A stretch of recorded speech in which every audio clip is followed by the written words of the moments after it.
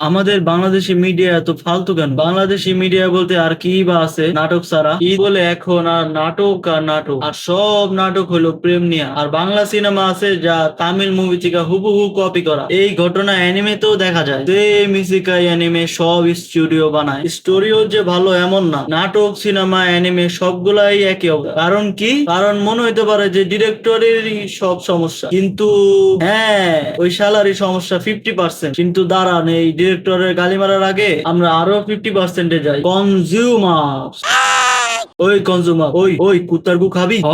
টাকা দিয়ে কনজিউমাররা কুত্তার গু খাবো কেন? কুত্তার গু তো কুত্তাও খায় না। মানে আমি যা বলতে চাইতেছি যে যে নাটকই বের হয় না কেন, যা ভালো না তা শেয়ার না করা, লাইক না করা, আবার এই কমেন্টও করিয়া দিয়ে আসবেন যে আমরা খাবো না কুত্তার গু, কুত্তার গু তুই খা। মানুষ খায় বলিয়াই তারা বানায়, তাই আমাদেরও খাওয়া উচিত না। আর যে খায় তারে বইলা দিবেন যে তুই কুত্তার গু খো। সিনেমা খারাপ হলে দেখতে না যাওয়া, আর সিনেমা খারাপ দেখলে খারাপ রিভিউ দেওয়া। আবার আরেকটা ইম্পর্টেন্ট পয়েন্ট হইলো কনজিউমারদের ভালো মিডিয়া খাইতে জানতে হইব। বাংলাদেশে অনেক ভালো ভালো সিনেমা আছে যা কেউই দেখতে চায় না, কারণ ভালো জিনিস কেউ নিতে পারে না। এতে মাথায় বুদ্ধি প্রয়োজন, যা 99% কনজিউমারদেরই নাই। সারাদিন কুত্তার গু খাইলে যা হয়।